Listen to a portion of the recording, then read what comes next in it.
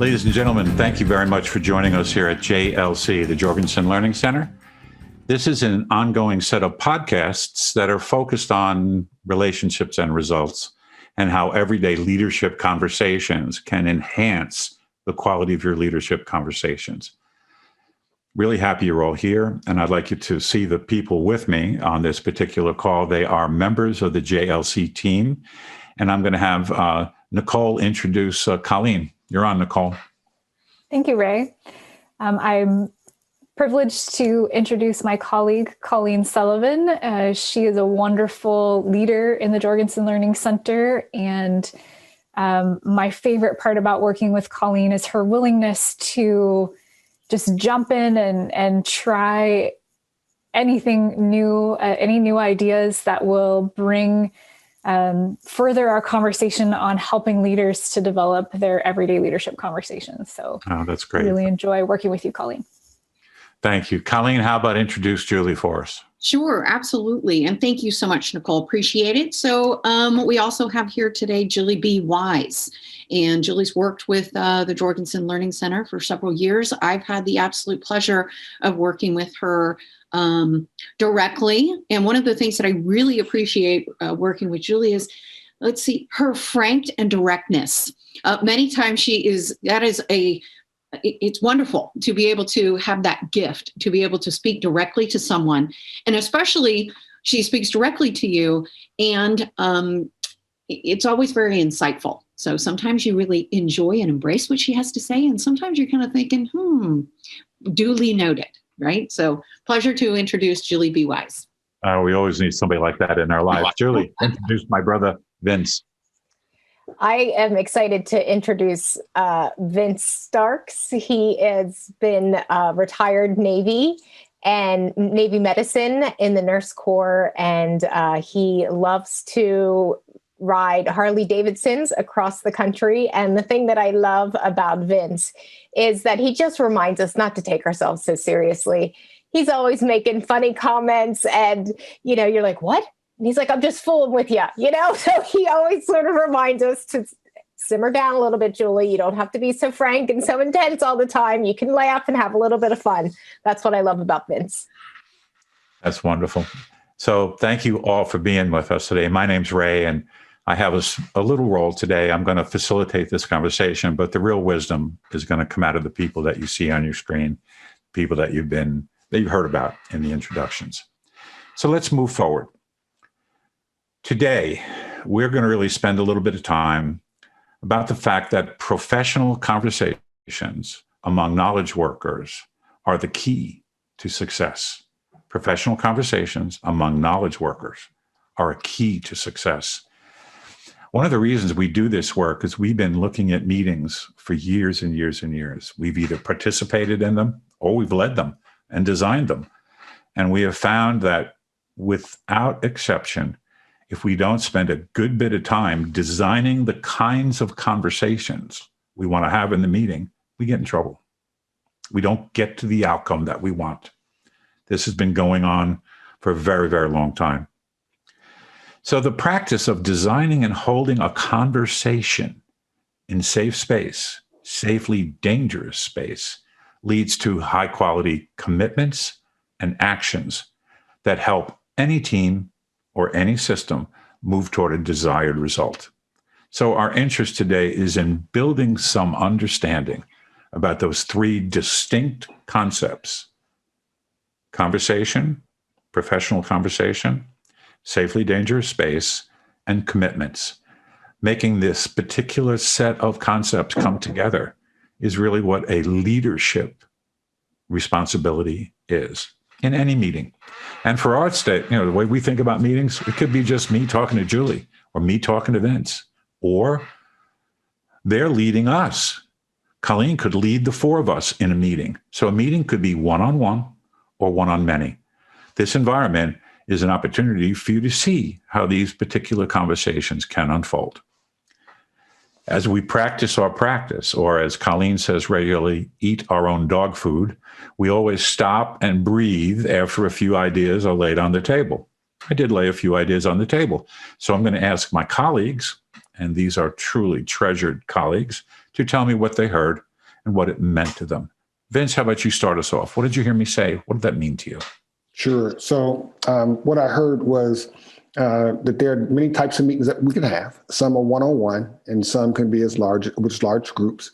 But the three kind of main components we want to really seek to understand to get a quality meeting, quality outcomes is you want to make sure that you can understand the point of having a good conversation.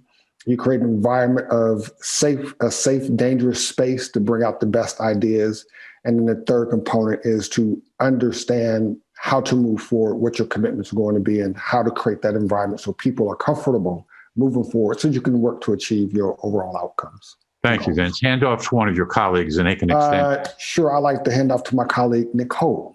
Nicole, what did you hear? What are you thinking? Yeah, thank you, Vince. What really resonated for me was talking about the role of the meeting leader to create the learning container for the people that you're in conversation with, and to really be an architect of that safely dangerous space for people. So I'm really looking forward to the rest of the conversation to learn more about how we might do that. That's excellent. Thank you. Hand off, please. And I'll hand off to Julie. Thanks, Nicole. I'll go the other way. Instead of the leader, I'm thinking of the participant. A lot of time, participants show up to meetings and they don't engage. They actually are in other emails and text messages and that sort of thing until they hear something or until their presentation, and then they start to engage in the meeting. So this idea of a learning container where all of us are responsible for our own learning and the ownership is important to get a deeper understanding for. So I'm looking forward to that. And I'll pass it on to Colleen. Thank you, Julie. Sure. I think the other part, just listening to my colleague Julie talk about that, it also made me think about many times in meetings in the sense of accountability and engagement, we don't. I'm going to sit back and I'm going to judge. And I'm going to say, geez, really, Ray, this is a horrible meeting. And I think many times what happens is, to your point, is when we're not engaged, when that space isn't safe, we start to detach and perhaps shift a little bit into judgment. So I'm looking forward to our conversation today, and in ways that myself as a meeting leader or participant can ensure that I'm staying focused and intentionally designing a space where everyone's engaged. Yeah, I love it, Colleen. All of you, thank you so much. This sense of trying to figure out how to design a really useful set of brief, short conversations that help us get to an endpoint is critical. At the end of this particular discussion, conversation that we're having right now, you will have a common understanding about the differences between a casual conversation and a regular leadership conversation, an everyday leadership conversation. The distinctions between being courageous and actually have a safely dangerous space in which I can speak my truth. And finally, a deeper understanding about how commitments should come out of every briefing, every agenda item. Commitments need to live in those spaces. And each of you will know how to do that at the end of this particular piece. Thank you so much, everybody. Let me move us forward. Point one is about conversation. So right now, I want you to think about casual conversations you've had. And those of you in the audience, you have them constantly. Casual conversations happen all the time. We think they matter. And we are not asking you to use the normal casual conversation that you would have with somebody inside of a meeting structure. Here we want to have a leadership conversation. So right now, I'd like you just for a minute to think about what is similar and what's different between a casual conversation and a learning conversation. What's similar and what's different between a learning conversation and a casual conversation. Nicole, start us off. I think to me, it comes back to the intention of the conversation. I think when we know we're going to be engaging in a learning conversation, we might position ourselves to listen differently. And we may also position ourselves to be more open to what we're hearing. And I think in a casual conversation where oftentimes, if someone stops us when we're in the middle of something else, we may give them a piece of our attention and not really take the time to really listen or hear what someone is saying. I think about, as you said, that casual conversations that I have around my household, my kids asking me something or doing something, and I might just want to solve whatever they need and get on to my next thing that I was doing when they first approached me. But then if I know I'm in a learning conversation, I'm going to position myself differently. I really like that a lot. That distinction is excellent. And I feel like I'm always getting drawn into casual conversations. And sometimes I play, sometimes I don't. If I'm doing this correctly, as either a meeting participant or the leader of the meeting, I'm engaged. I want to be engaged. I want to practice listening. I want to practice suspending. I want to do the things that will enable this meeting and that particular meeting to hit its endpoint correctly. That's beautiful. Colleen, what are you thinking right now? Yeah, I'm thinking about the similarities, and what I'm hearing in this conversation is a similarity is being engaged, right? And wanting to lean into both of those types of conversations. And a distinction Nicole laid on the table was sometimes in a casual conversation, you lean in a little bit differently and you're present a little bit differently than perhaps in a meeting. In a meeting, many times you're listening for, what is my takeaway? What do I need to do? What is the information this person's laying on the table so I can figure out how it impacts me and what I need to do differently or to do as a result of the information shared. That's really nice. So notice you connected right to the intention piece that Nicole laid on the table. How do we make sure that the intention is clear to everybody in the conversation? And the greatest meetings are a series of short, focused conversations. So here we are modeling it for everyone right now. And notice how, even if you're on a podcast and you don't see us, you should see them. They leaned in. As soon as I started to ask them a question, they leaned in. And as they lean in, all of a sudden their personal level of engagement just goes up. Excellent, excellent. Thank you, Colleen. Julie, what are you thinking right now about the distinction between casual and these learning conversations? When I think about engaging in casual conversations, I tend to show up with an intention more of speaking to entertain. Oftentimes I'll tell a story to entertain somebody. Oh my gosh, you wouldn't believe this.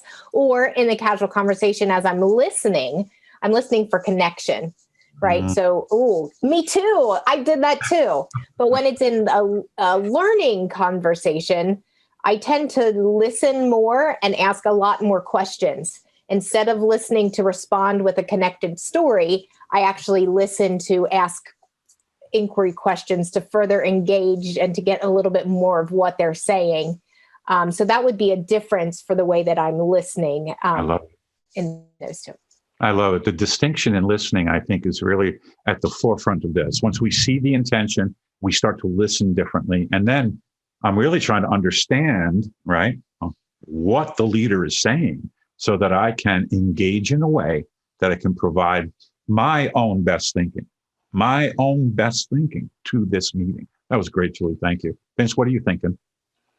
So from my perspective, as I listen to my colleagues, what touched me and what I'm reminded of is I had a boss who would often say, people don't care how much you know until they know how much you care. And so just how you show up as a leader, whether it's a one-on-one conversation or within a group, your ability to create an environment that I am attentive and I care about what's important to you creates that environment, leads you in a path. An example I would give for me personally is my daughter is completing college applications and she's working on 5 or 6. And so every day she's been asking me casually, could I look over parts of her application, her essays, or I want to send an email to this university.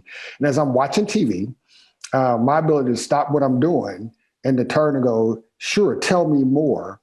And just to listen to what was important to her and to help her, that casual conversation has turned into a leadership opportunity and engagement because it turned into a professional requirement she needed to meet.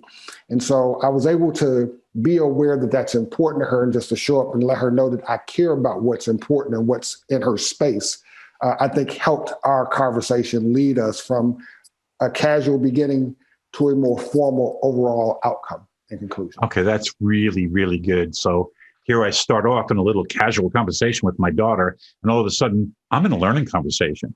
and I'm doing my best to acknowledge her and not multitask, by the way, that helps her feel like I'm in a safe space where I can tell Dad what I'm really thinking right now. That's excellent. Very good, very good.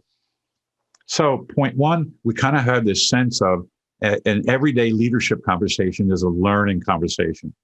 So Vince's last comment, he shifted from a casual conversation while I'm watching TV into one where I am focused on your intent. And all of a sudden that becomes an everyday leadership conversation. And from our vantage point, any leadership conversation is a learning conversation. We are trying to learn together. It's beautiful, beautiful. Well, thank you all. Let's shift into point number 2. As we think about point number 2, I always think that people used to say to me growing up, you should be courageous. Well, what does that mean? Stick my neck out, be willing to fight, go on, bully that guy, tell that woman what you on and on. Lots of coaching on how to have courage, right?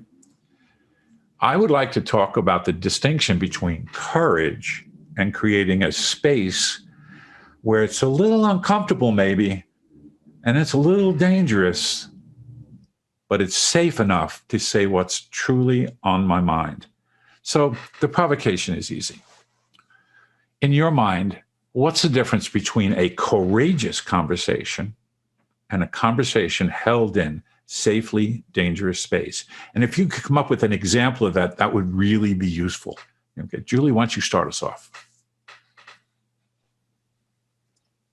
So I'm thinking of my meeting that I had last night with a client in Japan, and I had listened to several meetings and I needed to give them feedback. And so there wasn't really much learning to be had other than I needed to be courageous to say what I felt was the truth, the way it occurred to me.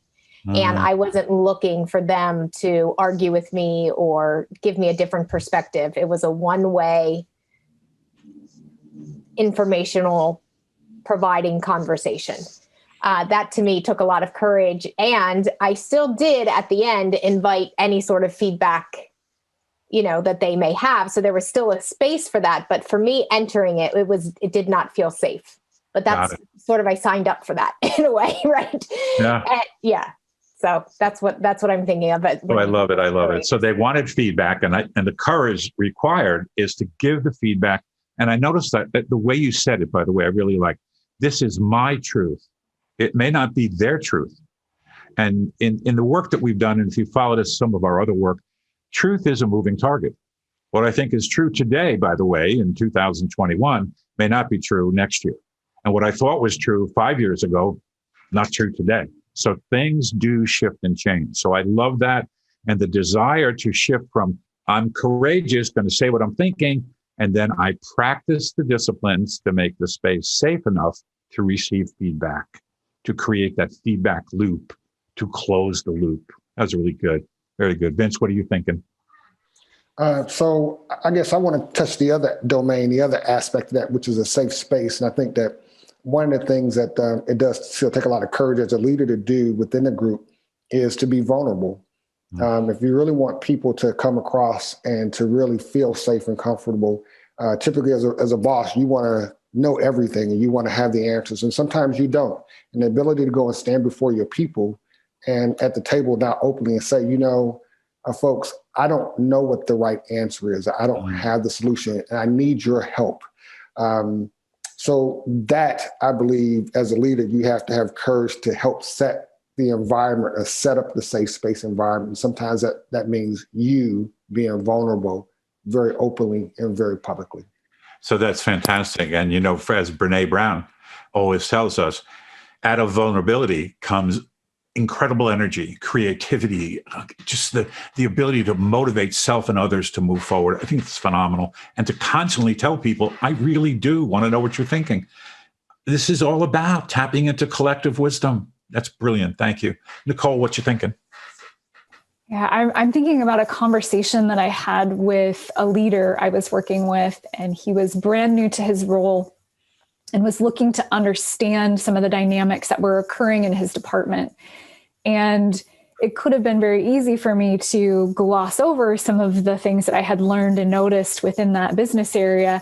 because I didn't know this person. And the courageous part is being willing to say what is authentically, my truth, what I saw, what I observed about the issues that he was coming into as a brand new leader. And that conversation ended up going really well. I did take that step of being courageous and saying, all right, here's where I'm seeing the real issues in your business area. And these are things that you are going to have to address in a really sensitive way. And he really appreciated that. And I think what that did, like Vince was saying, it was vulnerable for me to share that with somebody who I didn't know very well. We didn't have safe space yet, but being vulnerable, being courageous in that moment opened up a space where we had, it was that first step in that safe space, safely dangerous space that we had moving forward in that relationship, to be open and honest about what we were really seeing and observing in that space. Fantastic. So as the leader or the colleague or the participant, it doesn't matter. If you acknowledge the other person's thinking and you acknowledge the truths that they bring to you as their truths and being real, and ask those questions like, tell me more, or I don't quite get that. Tell me what's going on with you. All of a sudden that space starts to get safer and safer. And this is not a silver bullet. This is something to practice. Discipline practice produces progress in building safe space. That's beautiful. Thank you. Colleen, put a bow on this one. Sure, absolutely. I think we've heard a lot of really good examples of individual courage. Having the courage to speak your personal truth. And Julie gave a great example of doing that in the space of executive coaching and providing feedback, and as did Nicole. And I think that's where it begins. But that's focused on an individual. So if each of us, whether we're meeting participants, whether we're leading the meeting, but we have the courage to speak our personal truth, that will begin to develop this other piece, which is this dangerously safe space. Because that, from my perspective, is focused on the collective or the team. So each of us, if we can individually speak courageously, and not in a disrespectful way or a disparaging way, but we're speaking our truth, this will develop this safely dangerous space and will intentionally create the space where now everyone else is seeing the courageous conversation. And then it really almost produces, we always say trust, right? So now with the safely dangerous space, I'm creating a space and an environment of trust within my team. Yeah, I really like the way you added trust into that nicely. If I don't practice this work in the way we are doing right now, where we acknowledge one another, we respond respectfully, and we look to make sure we understood each other's perspectives, that trusting safe space disappears. That's really excellent. Thank you. Thank you all. Last point we're going to make. First point was all about conversations and what are learning conversations and what are professional conversations. And so from our vantage point, the professional conversation is an everyday leadership conversation, which practices learning conversation guidelines. Second one, it's our job as leaders to produce and sustain safe space. And these were examples of it as we were unfolding. This whole conversation is about courage and safe space together. It's not one or the other. Finally, we're shifting into the last place about promises and commitments.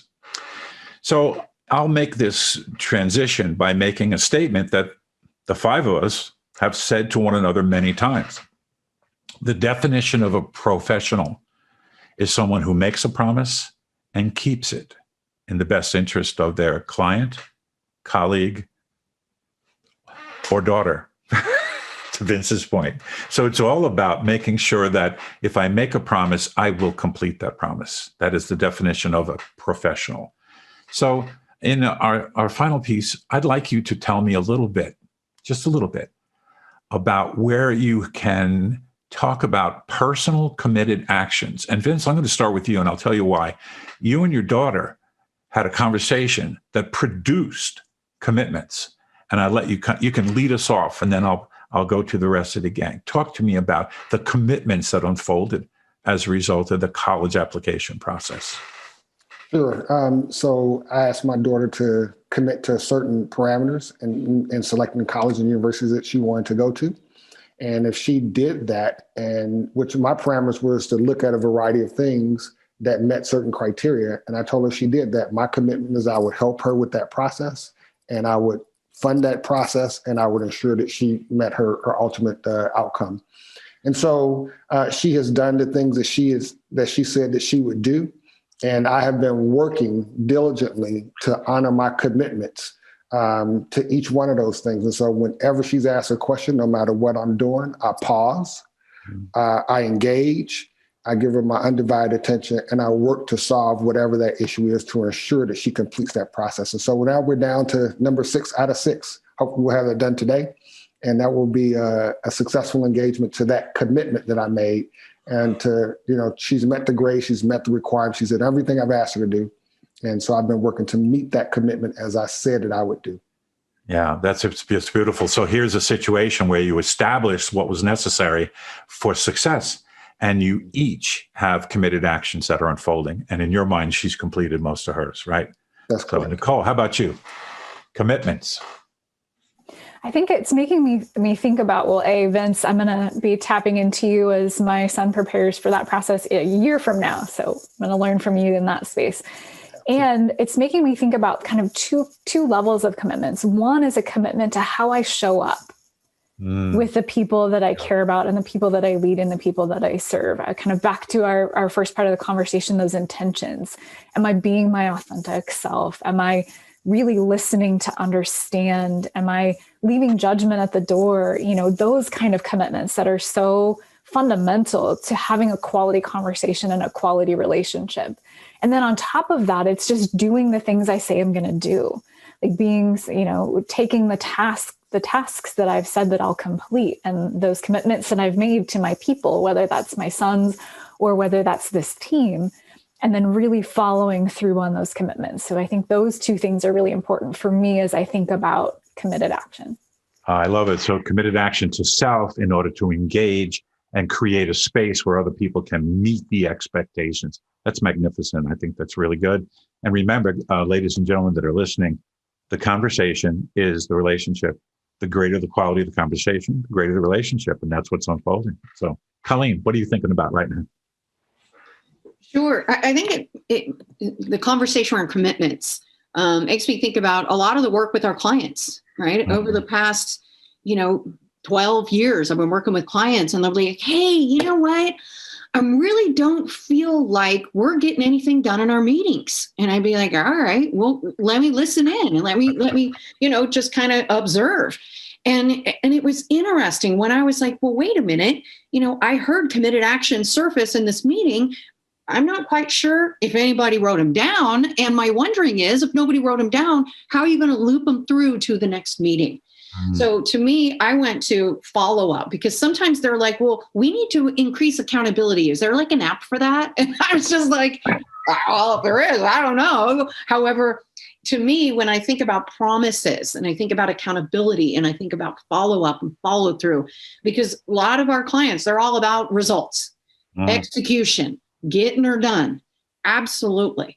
So if that is one of the things that you're focused on, my invitation is to consider in your everyday leadership conversations, how are you surfacing the promises of the team and moving that forward to the next conversation to ensure execution and completion?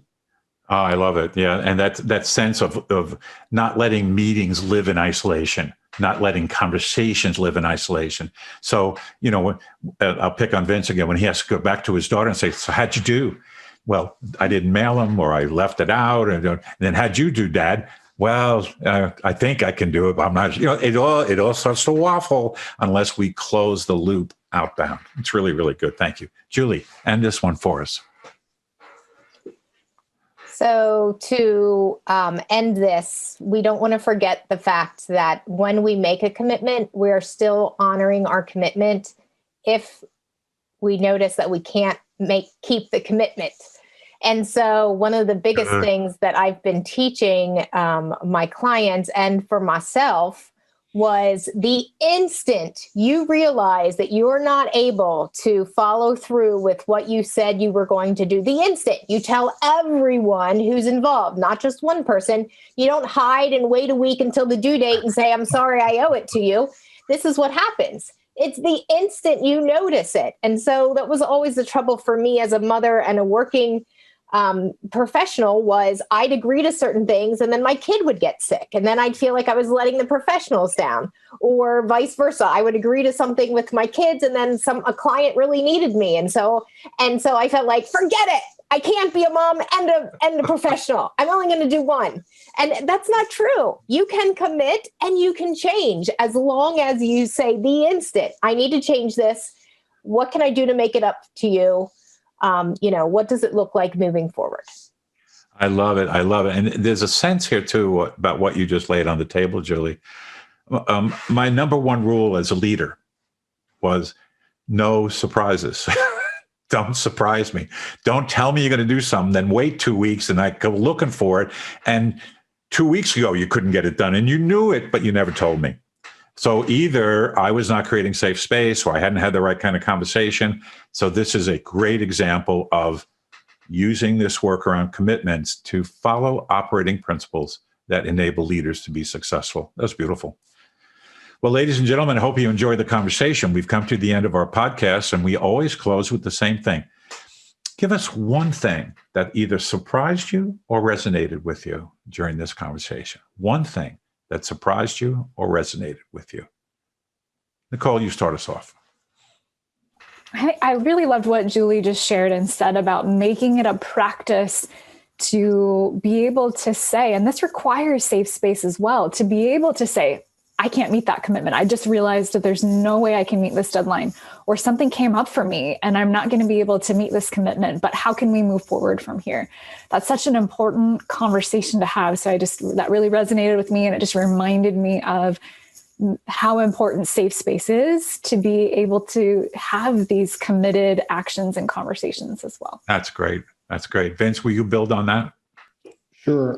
So what resonated with me today was, as professionals, and the people who listen to us as well, we all know the right things to do. And we've all experienced and done a lot of these things that we're talking about. What we're talking about is not magical, but it is powerful because even though we know these things, the power of being able to talk about it and to hear it and hear these principles and to refresh our knowledge base is what was powerful. So I just listened throughout this podcast, and I heard a lot of very powerful reminders of the things that you should be doing and thinking and engaging in as a leader, whether it's personal to yourself or to the team. And so that was very refreshing today for me.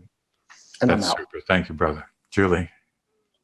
The thing that resonated with me is what Vince said as he made a commitment, but he was waiting for his daughter to do the work and come to him.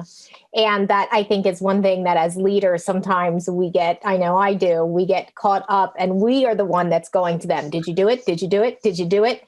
And it's much more powerful when you create the commitment and then you give them space to get it done. And that's what resonated with me. So thanks, Vince, for sharing that. Beautiful. Thank you. Thank you. Colleen. Yeah, I think that throughout our conversation today, the theme, they were all examples, great examples of the critical importance of very intentionally developing and sustaining dangerously safe space, because that element is key. And a lot of people, they don't really think about it very intentionally. And so today, I think there's been a lot of really good examples. And to Vince's point, what surfaced when he was making his final comments was this isn't brain surgery. These are a lot of things that people are going, oh yeah, that's right. Oh my gosh, I forgot about that. So we say this is common sense, not necessarily common practice. So how can we be very intentional about sustaining and developing and sustaining this dangerously safe space and amount? That's fabulous. So, ladies and gentlemen, I hope you have fallen in love with my team like I have in the past. They are just magnificent human beings, and I think a rich conversation. If you want to learn more about leadership conversations, everyday leadership conversations, safely dangerous space, and the ability to really follow through on personal commitments and to help teams develop those capabilities, please visit us at gojlc.com. All of us will look forward to hearing from you. Thank you so much for listening, and good luck in all that you do. Sincerest thanks for listening to this episode of the Everyday Leadership Conversations podcast. The Jorgensen Learning Center offers a variety of programs for individuals and organizations to enhance their communication and leadership skills. To find out more about programs and upcoming webinars, check out our events page at gojlc.com.